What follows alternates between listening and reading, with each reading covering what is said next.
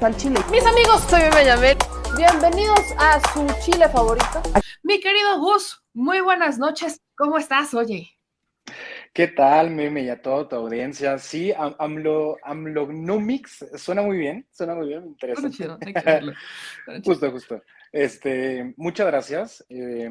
Desde que me lo propusiste, ¿qué te dije? O sea, aún con delay, los dos aún con delay, pero y dije en automático, evidentemente que sí, estoy muy contento de que podamos inaugurar esta sección semanalmente aquí con toda tu audiencia, con todos los chilitos, ya les voy a decir chilitos, ¿no? Ay, yo también le doy chilitos como que sí les ha gustado. Va. Chilenomics en este momento. Ah, mira, me Este, gusta. No sé, piénsalo. justo, y genial, hay mucho por hablar, hay muchísimo por hablar. Pues vamos a empezar a hablar de economía y hoy, o sea, hoy viene la primera, o sea, aparte inauguramos esta sección en el día en que se inaugura la sección de los jueves de economía en las mañaneras. Así que primero empiezo con tu análisis sobre este segmento. Creo que es importante, pero tú como economista, ¿qué tan relevante significa tener un segmento de economía los primeros jueves de cada mes? Para mí está increíble. Creo que hasta se habían tardado realmente. ¿Por qué? Porque pareciera dentro de la sociedad en la que vivimos que la economía es como un espectro que sabes que existe, pero que realmente entre términos, entre conceptos, de repente no llegas a comprender. Y cuando entonces vienen tiempos como los que hoy vivimos, en donde se complica un tanto la economía para las familias, pues sí te quedas de como que haría falta difusión. Entonces, para mí que aplaudo brillantemente que cada mes, porque justamente creo que es un buen tiempo, un buen periodo para poder dar informe de principales indicadores y que seguramente con el tiempo también se podrán conjuntar con distintos informes también, los que saca Banco de México, los que declara Hacienda, etcétera, y que yo creo que las personas van a estar cada día más familiarizados con estos temas que son importantísimos y que al final les afecta en su día a día. Entonces, genial, qué grato tener este tipo de espacios y pues nada, si quieres empezamos con Pues esto. Pues vamos a darle. Yo creo que una de las dudas que queda bien pendiente siempre y en donde he encontrado más desinformación es con la deuda externa, porque escucho mucho y no sé si te has topado con algún TikTok, con el video de alguna persona diciendo, es que el presidente Andrés Manuel López Obrador está diciendo que está reduciendo la deuda y eso no es cierto, está incrementando la deuda. Y yo, por más que buscaba, dije, a ver, si se incrementó la deuda, ¿por qué se incrementó? Y no he encontrado ni adquisición de deuda, no he encontrado absolutamente nada. Entonces, de hecho, lo que encontrábamos eran mensajes del presidente, ¿no? Diciendo, ¿por qué no las reservas del Banco de México se empiezan a aplicar para pagar la deuda? Y ese debate que hubo entre el Banco de México y el presidente en su momento. Entonces, partamos con la deuda. El primer mito, ¿ha incrementado o no ha incrementado la deuda y cómo saberlo? Justo. Vale, vamos a hablar partamos de dos hechos importantes para poner en contexto también a las personas.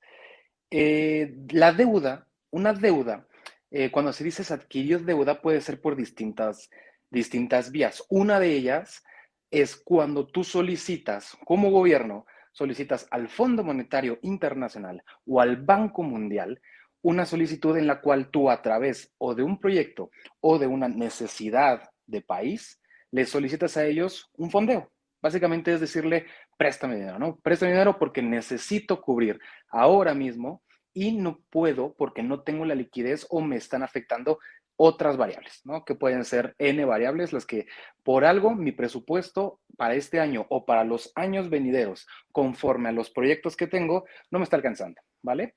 Ahí es la primera cuestión. Segunda, ¿ha aumentado la deuda externa? Sí, pero no de la forma, es decir, no por los préstamos que dice la oposición que se llena, que me he encontrado de estos videos y no me canso de desmentirlos realmente porque hay dos cuestiones muy interesantes aquí. Ahora, la primera es, existe la posibilidad al Fondo Monetario Internacional o al Banco Mundial de solicitarle dos cuestiones. Aquí es muy importante porque es la forma en la cual se ingresa ese dinero o podría ingresarse ese dinero al país.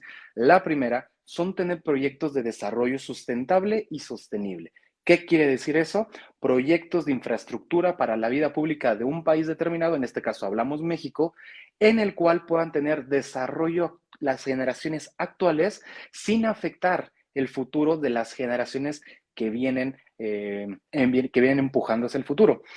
Eso lo analizan estos organismos internacionales y es cuando deciden darte dos cuestiones, o un préstamo que es inmediato o aprobarte líneas de crédito, tal cual, como las que manejamos cualquier persona que tiene una tarjeta de crédito, sucede lo mismo, te pueden aprobar una línea de crédito y tú decides en qué momento ocuparla.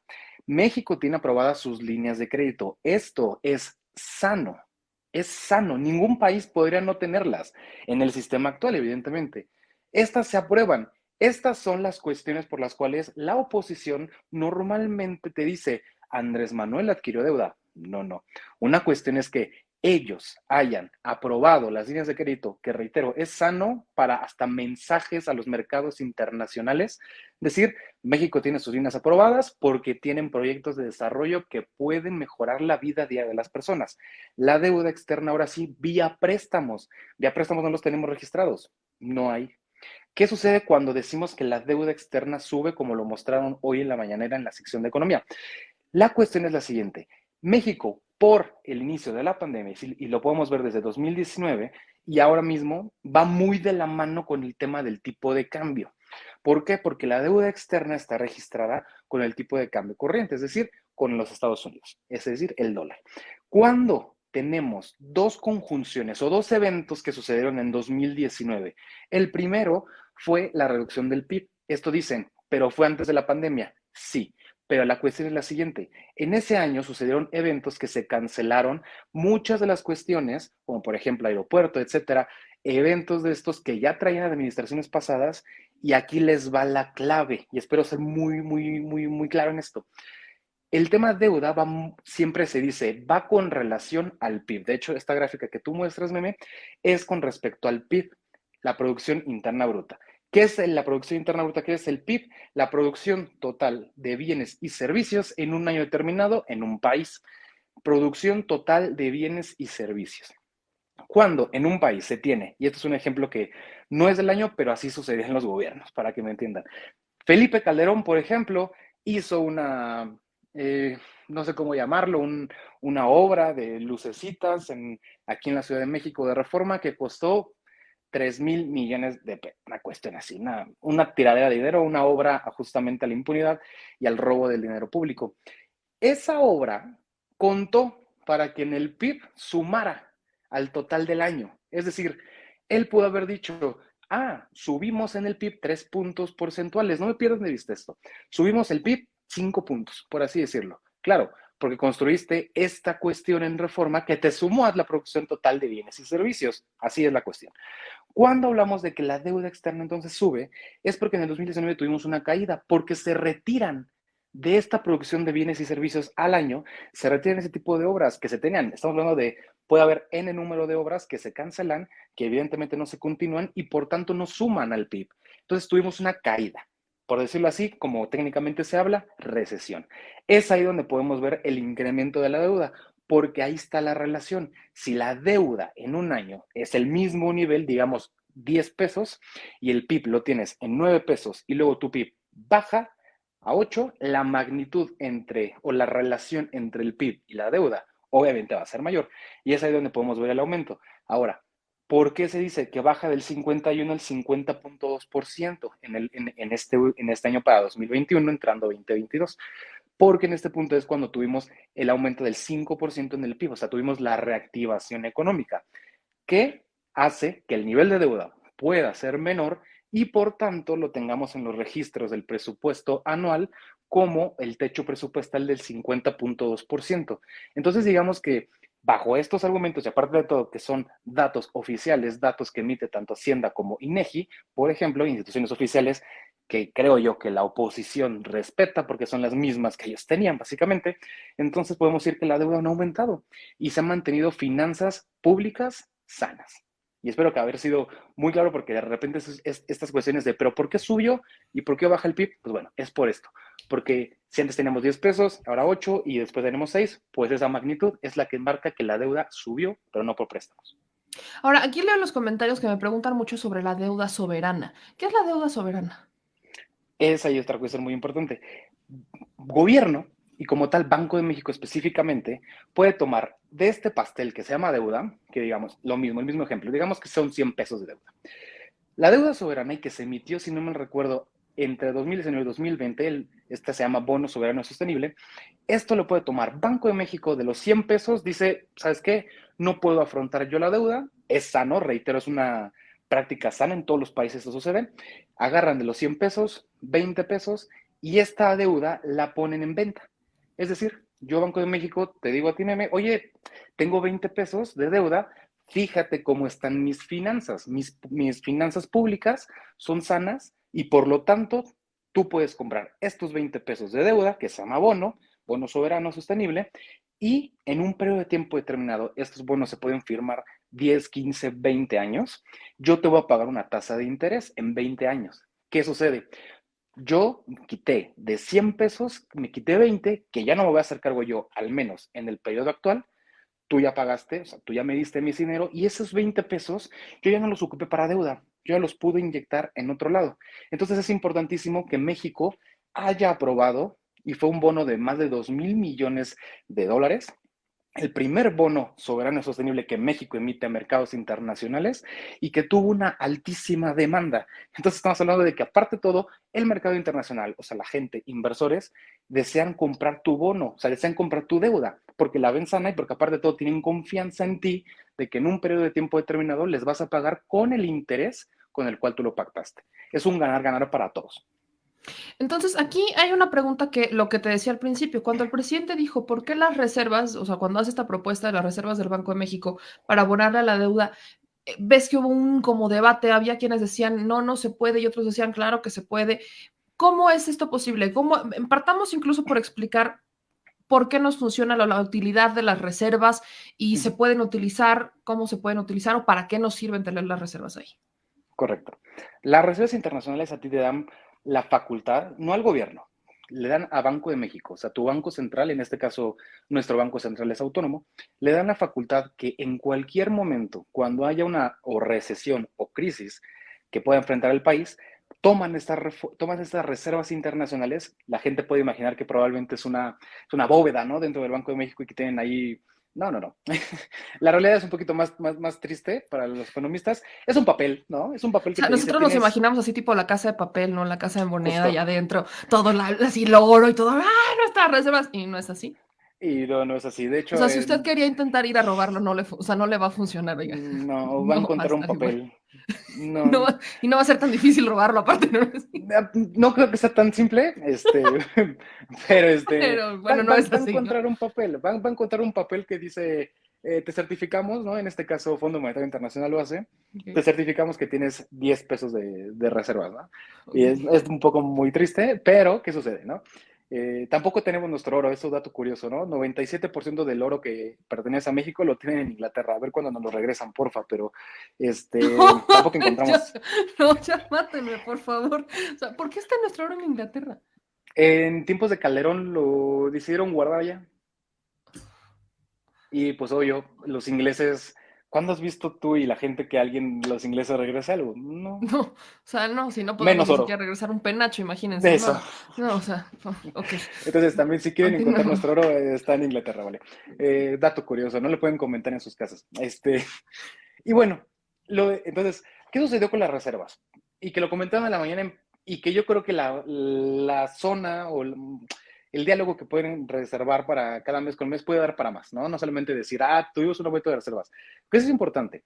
Y el diálogo que hubo entre Banco de México y Andrés Manuel, precisamente Gerardo Esquivel, uno de los mejores economistas del país y que es su gobernador del Banco de México. En un momento dado, el Fondo Monetario Internacional puede tener la facultad, así tal cual, de emitirte estos papeles y decirte, hey, a los países que nos integran dentro del Fondo Monetario Internacional, México, Argentina, etcétera, países cual sean, y sobre todo países emergentes, se les expidió este certificado. Es un certificado, básicamente, que te dicen, Fondo Monetario Internacional te da en el número de reservas internacionales, ¿no? Fueron una cantidad cerca de 50 millones de dólares, más o menos algo así, si no me recuerdo.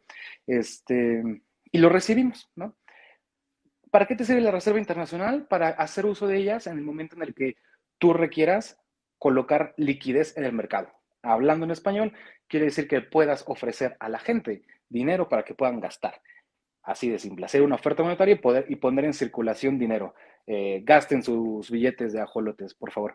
Y Y cuando nos entregan esto, entonces evidentemente tenemos un aumento de reservas internacionales. Hoy tenemos los mejores niveles de reservas internacionales del mundo. ¿Qué sucede? No lo podemos ocupar para deuda. ¿Por qué? Porque no es dinero líquido. Me explico. Es un certificado que te avala que eres poseedor de un número, de una cantidad de dinero de reservas internacionales, pero no es dinero líquido para poder decirle al Fondo Monetario Internacional, toma, pago una parte de mi deuda, ¿no? Como lo hizo hace un año, si no me recuerdo, Tatiana Cloutier, que se pagó una cantidad bastante interesante de deuda y eso hizo que el costo de deuda, o sea, lo que nos cuesta pagarla, redujera. Entonces, eso fue bastante bueno hacerlo de la Secretaría de Economía. En este caso no lo podemos hacer. Andrés Manuel lo menciona y dice, pues podemos hacerlo. Hay una vía para hacerlo, pero no es fácil ni tampoco es sencilla.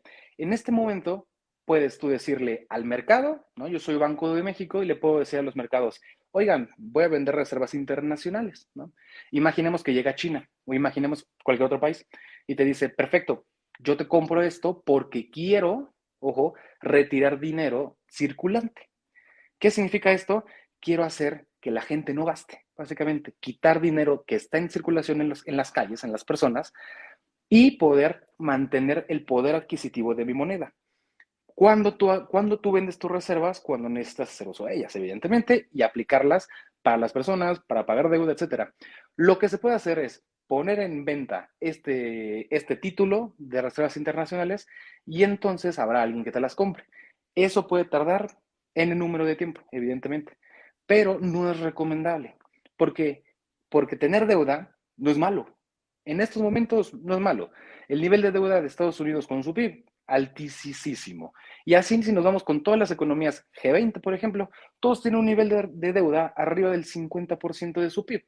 Y no hay ningún problema. El sistema, por más loco que parezca, se mantiene por deuda, ¿no? Nosotros los economistas le ponemos un título un poco más con caché y le llamamos apalancamiento, ¿no?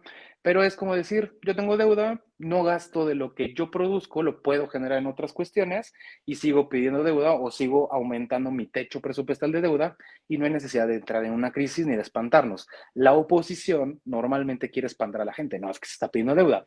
No, señores, en principio ustedes pidieron muchísima deuda antes, no lo podemos negar. Con Enrique Peña Nieto, los niveles de deuda, en su último año, pidió un préstamo de 13,000 millones de dólares al Fondo Monetario Internacional en su último año, específicamente en los últimos 6 meses de su gobierno. Y nadie sabe qué pasó con ese dinero, pero solamente sabemos que se ingresó dentro de la deuda y fue el último gran jalón que metió Enrique Peña Nieto en su sexenio. Entonces, digamos que por todos los lados, por todas las coyunturas o por todas las vistas que uno lo puede analizar, tener deuda no es malo, pedirla tampoco es malo. Aunque mañana Andrés Manuel dijera, pide un préstamo al Fondo Monetario Internacional, no es malo. No es malo porque te ayuda, te libera tus finanzas federales, presupuestales. Entonces, quitémonos ese estigma de que es algo malo. Pero en este caso, Andrés Manuel, aparte de todo, y su gobierno en general, han hecho una muy buena labor para poder tener finanzas públicas sanas y no hay necesidad de pedir préstamos, al contrario, podemos liberarnos de la deuda y entonces ocuparlo en otras cuestiones que mejor nos favorezcan. Ahora, teniendo todo esto en contexto, quiero que empecemos a platicar ahora, por ejemplo, ya hablamos de las reservas, ya hablamos de la deuda y la gente como que aquí se me movió, entró un sismo. Ya la gente como que va... Maldita sea. La gente como que ya le va agarrando mucho más y de hecho estoy leyendo los comentarios. Y hay una pregunta que hoy también empezó a hacer mucho eco, que bueno, ya la habíamos desmentido acá, ya habíamos hecho un programa especial hablando sobre inflación, pero particularmente hoy hablan sobre la canasta básica. Y encontraba varios comentarios en donde hacían comparativos, ¿no? De las canastas básicas, de cuánto nos costaba la canasta básica en tiempos de Enrique Peña Nieto y cuánto nos está costando la canasta básica, actualmente con el presidente Andrés Manuel López Obrador. Hace ratito mencionaste algo muy importante. A la oposición le gusta espantar a la gente. ¿Esto es otra de esas herramientas como para espantar a la gente? ¿Cómo quieren utilizar el tema de la inflación? 100%. 100%. ¿Por qué sucede esto? A ver, Banco de México y dentro del sistema económico natural, el promedio de inflación siempre debe estar en el 3%. 3% más o menos 3 puntos porcentuales. Digamos que hoy México está un poco arriba de lo estimado, de lo promediado de la banda superior, o sea, estamos llegando al 7%, Lo mejor de todo es que ya llevamos 3 quincenas seguidas, o sea, mes y medio, en el cual podemos ver que la inflación va reduciéndose. Ya ha bajado. Entonces, esto es importantísimo. Ya le voy a explicar una cuestión que la voy a decir tal cual como es y ya la explicamos. El tema de inflación es, sí, como podemos ver, no estamos en los niveles en los cuales hay una inflación, una verdadera crisis en los tiempos del priismo, aquel de 70s, 80s, en los cuales la inflación estaba en los ciento y tantos por ciento, y bueno, una locura, no imaginamos ni siquiera vivir un tiempo de estos. Tener la inflación del 7%, teniendo en cuenta que año y medio o más de año y medio estuvo estancada totalmente la economía y que apenas estamos viendo una reactivación de la misma y una recuperación parcial de los empleos que se perdieron en los tiempos prepandemia, entonces digamos que mantener el 7% está correcto. Porque si nos pega, evidentemente esto sí le pega a la gente naturalmente, pero vamos, que no es algo de alarmarse si ya vemos que está bajando estos niveles de inflación. Esto lo informa también Banco de México, al igual que el INE.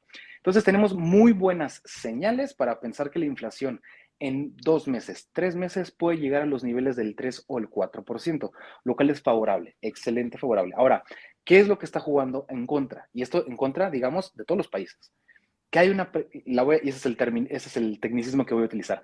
Existe una presión al alza de la inflación por la inflación subyacente. En este momento todos se quedaron de qué pedo, ¿no? Este, Clara, hay una cuestión. La gasolina si sube el precio de la gasolina, es decir, si sube el petróleo, sube la gasolina naturalmente, pues es como van de la mano, ¿no? Cuando estas suben por mercado, es decir, los precios internacionales suben porque hay una alta demanda de este producto, la gente lo quiere y por tanto sube el precio, entonces genera que la canasta básica, porque la gasolina la utilizan para transportar estos bienes, y ese aumento en la gasolina se le traspasa al precio de la canasta básica. Es por eso que vemos que si sube ese tipo de bienes, entonces nos pega la canasta básica, cuando suben de manera exorbitante, evidentemente. Existe en este momento una baja de la inflación, 3 quincenas continuas, pero que estamos viendo que aparte todo el precio internacional de la gasolina está subiendo. Entonces está generando que mientras por un lado la economía se reactiva, por otro lado el precio de la gasolina está intentando generar un aumento en la inflación. Esto probablemente no tenga un efecto tan grande como lo fue el estancamiento de la economía naturalmente. Pero si vemos normalmente aquí como muestra la gráfica, la realidad es que no estamos llegando ni siquiera a niveles históricos de la inflación. La inflación más alta que hemos tenido ha sido del 150%. No estamos ni cerca de estar en una crisis realmente. Estamos probablemente en un tiempo de inicios de recesión, pero que esto tampoco es para alarmarse teniendo en cuenta lo que acabamos de vivir, ¿no? Tanto México como el mundo entero y los países con los cuales México tiene relación como Estados Unidos. Ahora, aquí estoy poniendo una gráfica que también se presentó en la mañanera, en donde hacen un comparativo de la inflación anual por país y ponen a Canadá, Alemania, Reino Unido, Colombia. Y lo que estamos viendo es que más o menos todos andan en los mismos niveles, salvo Canadá. O sea, Canadá es el que está manejando una inflación quizás la más pequeña de un 4.8%. Yo quiero preguntarte sobre esto porque también ha sido muy sonado si bien es cierto que el presidente no decidió que tuviéramos inflación, cuando hablamos de pandemia, muchas personas podrían decir, bueno, es que si ya sabemos que iba a haber una pandemia, podrían haber pronosticado una inflación y cuestionan las medidas para contenerlo. ¿Cuáles son las medidas de contención en tiempos de inflación? ¿Qué pueden hacer los gobiernos para que no impacte tanto? ¿Y cuál es un comparativo, por ejemplo, de cómo lo habrían controlado en una administración neoliberal versus el control que tiene o las estrategias que implementó esta administración? Lo que estoy claro es que en gobiernos anteriores probablemente se hubieran puesto en venta reservas internacionales. Hubiera sido, yo creo que instantánea la medida. Y esto probablemente no hubiéramos tenido la certeza de que hubiera tenido el impacto de controlarla, porque ya lo habían hecho con anterioridad y la inflación no se controlaba. ¿Cuál es la vía más efectiva? Esto lo aplica Banco de México, aumentando la tasa de interés. Esta tasa de interés que los bancos comerciales toman como punto de partida. Cierto, la tasa de interés la pueden subir 5, 6%, 7% y ustedes dicen, el banco al cual yo estoy me tiene una tasa anual del 89%. Bueno, ese es el negocio de los bancos, ¿no? Bienvenidos a la realidad. Pero la tasa de referencia que tiene Banco de México es de cercanos entre los 5, 6, 7 puntos porcentuales, ¿vale? ¿Qué hace este aumento de la tasa de interés? Y es donde yo digo, aplaudo impresionantemente las decisiones de Junta de Gobierno del Banco de México, que ustedes pueden ver, aparte de todo, las minutas, la publican. Cuando se reúne Banco de México, ustedes pueden entrar a su página de internet y leer las minutas, lo cual también aplaudo porque es transparencia. Y han ido muy de la mano estas decisiones con la visión gobierno. Recordemos que es autónomo y por tanto el gobierno no puede tener una injerencia dentro de sus decisiones, lo cual también es sano. Cabe destacar que lo cual es sano también, porque imaginemos a un Felipe Calderón teniendo injerencia en el Banco de México, pues esperemos, no sé qué hubiera pasado en ese momento. La cuestión es la siguiente, ellos pueden aumentar la tasa de interés en cierto porcentaje, como ellos crean mejor. ¿Qué efecto tiene esto? Probablemente para nosotros no tenga un efecto tan grande. Y ustedes vean la noticia. Banco de México sube 50 puntos base, es decir, 0.5% la tasa de interés. ¿En qué afecta a nosotros? Realmente nosotros no lo vemos en tal magnitud. Lo que los ven son los mercados, los empresarios, la gente que mueve grandísimas, grandísimas, grandísimas cantidades de dinero. O sea, la industria económica sí lo siente. Porque cuando tú le dices a alguien, te voy a cobrar más de tasa de interés, entonces automáticamente ellos no gastan tanto. Y es cuando se empieza a ralentizar la economía. Esto en economía se le dice calentar la economía. ¿Por qué? Porque retiramos dinero con la tasa de interés, retiramos dinero de las calles y entonces automáticamente en las industrias no se gasta tanto. Entonces podemos cuidar y podemos colocar de manera indirecta un techo a la inflación. Cuando empezamos a ver que, nuevo término, ¿no? Se sobrecalienta la economía, es decir, ya estamos retirando muchísimo dinero y la gente necesita gastar, la mayoría de la gente necesita gastar, entonces empezamos a bajar la tasa de interés, empezamos a lanzar en circulación nuevos billetes, ¿no? O es lo que le conocemos como oferta monetaria, lanzamos más billete a las calles y es ahí donde se empieza a generar mayor consumo y es como la mejor forma que podemos controlar nosotros la inflación. Banco de México ha ido muy, muy de la mano y muy acertados en los momentos en los cuales tanto la subía como la bajaba.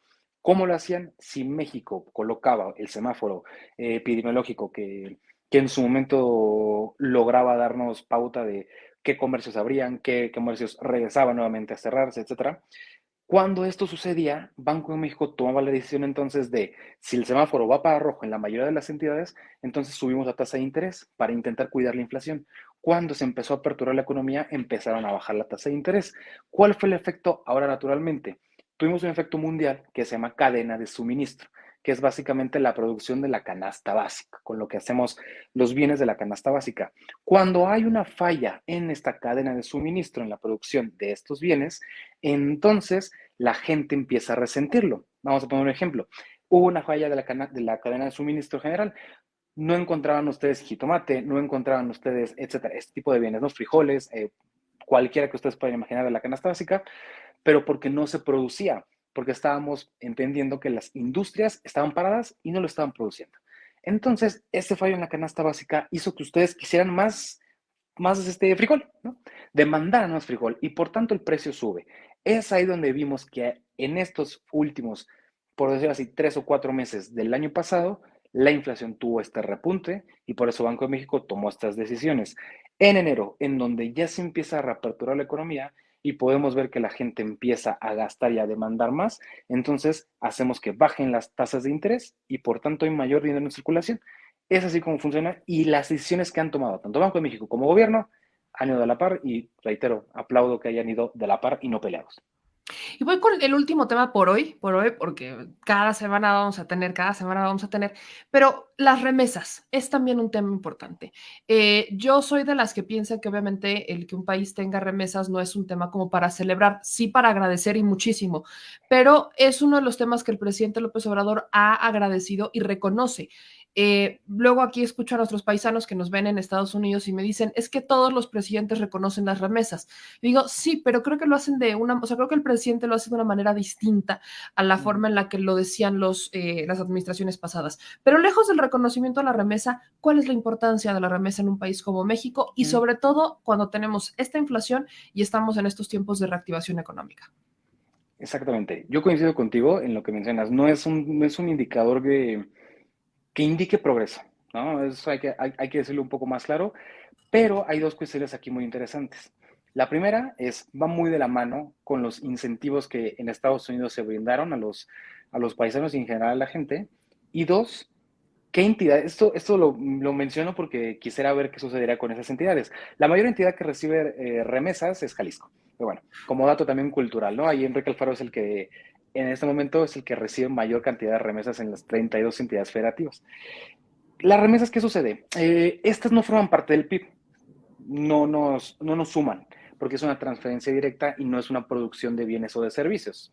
Así se le llama en economía las remesas, transferencia directa.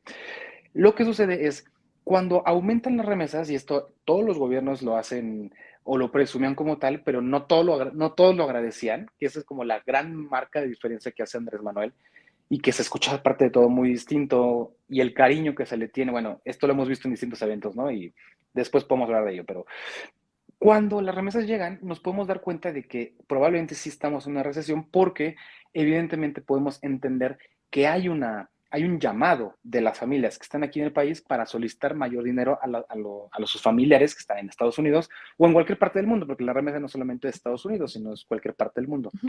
Probablemente hubo esta necesidad para consumo, para gasto, y entonces ahí donde podemos decir, claro, probablemente hubo una baja en el desempleo, probablemente hubo una reducción hasta de los sueldos o salarios, que esto no sé si es legal o no, no soy experto en leyes, pero entiendo que en muchos trabajos probablemente les reducieron los sueldos, y entonces es ahí donde se conecta que hayan aumentado las remesas más los incentivos que dio el gobierno de Estados Unidos.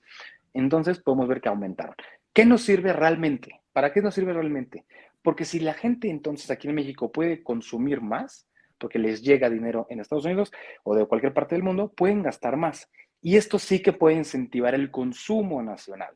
Y esto puede generar que negocios, que industrias puedan generar nuevos ciclos de producción y entonces poder estabilizar mucho más temprano que tarde las economías de las familias, la economía familiar desde las industrias. Es ahí donde decimos, donde por eso es que agradecemos, y yo personalmente también lo agradezco porque es un efecto que nos pega a todos naturalmente, pero el esfuerzo que hacen para enviar este dinero y para que la gente aquí en México, sus familiares, amistades, etcétera, impacten en el consumo.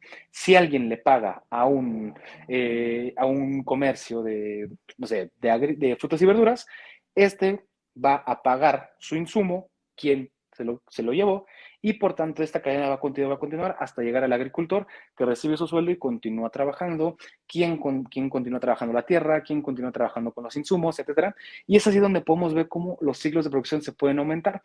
Es ahí donde tiene verdadero impacto. Reitero, es un indicador que nos dice más que nada que probablemente sí estamos entrando en un tema de recesión, pero que todos los países lo están. Esto no es México, esto no es un efecto que Andrés Manuel haya causado. He por ahí leído, vale la pena decirlo, ¿no? He leído a tantos más que dicen que el aumento al salario mínimo ha causado que la inflación, etcétera, etcétera, cuestiones como estas que no tienen ni pies ni cabeza, ni siquiera desmentirlos porque ese es un mito, no existe, pero bueno. Entonces, gracias por las remesas, realmente qué esfuerzo se hace, pero en eso nos pega, en podemos generar mayores cadenas de producción a través de que la gente gaste, o sea, consumo, y por ende se sume al PIB, o sea, la producción total de bienes y servicios, que yo estoy con Andrés Manuel, personalmente tampoco me gusta, no me gusta nada el PIB, no me gusta nada este indicador tan clásico de la economía. Yo sí creo que México, ojalá Andrés Manuel nos escuche, pero ya debería de estar lanzando un indicador de bienestar, como lo tienen muchos otros países en el mundo entero, y que se acerca más a la realidad y puede explicar de mejor manera la realidad económica de las familias a través de estos indicadores. Pero bueno, lo tenemos al PIB y lo explicamos de esta forma. Mira. Oye, está súper interesante todo esto. Y quiero agregar algunas preguntas que tiene aquí la audiencia para también complementar con todo esto, porque bueno, aquí la Chile familia es muy unida. Juan Rivera nos dice, ¿México puede comprar su propia deuda externa? No, no. Porque dentro de la contabilidad está deuda externa, que es con las instituciones financieras, y ya tenemos aparte de la deuda interna, que es la que las empresas nacionales adquieren con gobierno. Entonces, no hay forma de que la adquiramos y digamos es deuda interna. No hay manera. Y no es No, sano aparte todo. ok, nos pregunta Patricia qué es el CAT. Sí, yo tampoco nunca entendí Eh, qué es el CAT. Básicamente, el CAT es digamos, es lo que decía, ¿no? Banco de México pone el 5% de tasa de interés y vamos a tirarle más a Salinas Pliego. Y Banco Azteca dice, porque es de los más altos que tienen, básicamente, por eso lo digo, aparte de todo. Y el Banco Azteca dice, perfecto, yo puedo poner la tasa de interés a ustedes, les cobro el 5%. No, se los voy a poner al 110%. Les van a cobrar eso en sus tarjetas de crédito. Si ustedes adeudan $1, multiplíquelo por 110% y eso le van a deber al mes siguiente. Y aparte todo es la tasa de interés compuesta. Entonces es a lo que le sumaron del 110% al mes siguiente, multiplique el otro 110% y así va a ir aumentando su deuda. Eso es el CAT anual. Por eso no se endeudan con las líneas de crédito, porque Y, están y altísimas. menos con Salinas Pliego, por favor. Por favor. Porfa, porfis.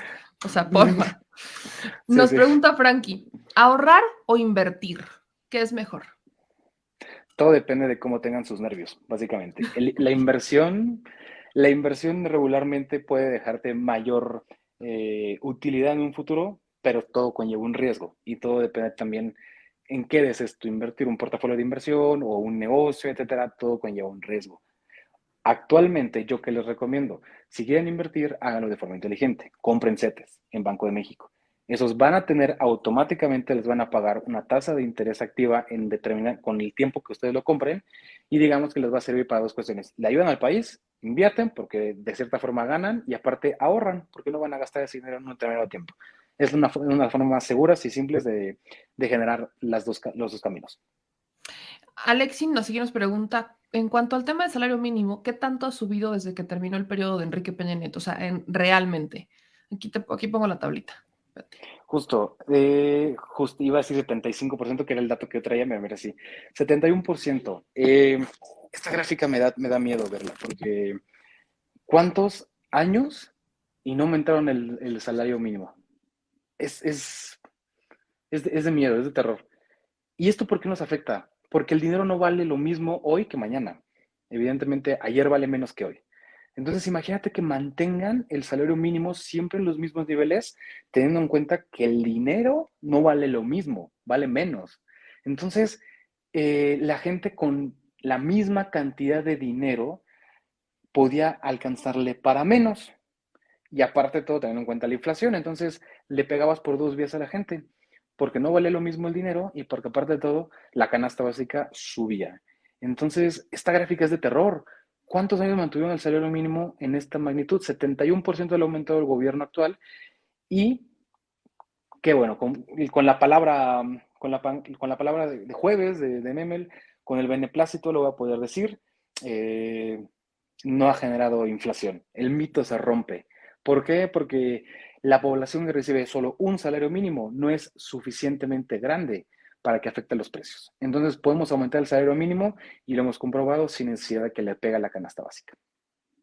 Vamos con la última pregunta. Aquí nos dice Joe Sports, ¿por qué si Estados Unidos tiene una gran deuda, sigue siendo el país más rico del mundo? Eh, son cosas que cuando el hombre creó la economía, yo creo que hay cosas, hay supuestos en la economía, lo voy a decir de manera muy chistosa, ¿no? Hay supuestos en la economía que bajo el racional se toman decisiones. En economía no hay cosas muy racionales que digamos. Estados Unidos, ¿por qué es que puede generar deuda, imprimir dinero? Por una sencilla razón, porque todos comerciamos con el dólar y ellos tienen la imprenta, por así llamarlo, del dólar.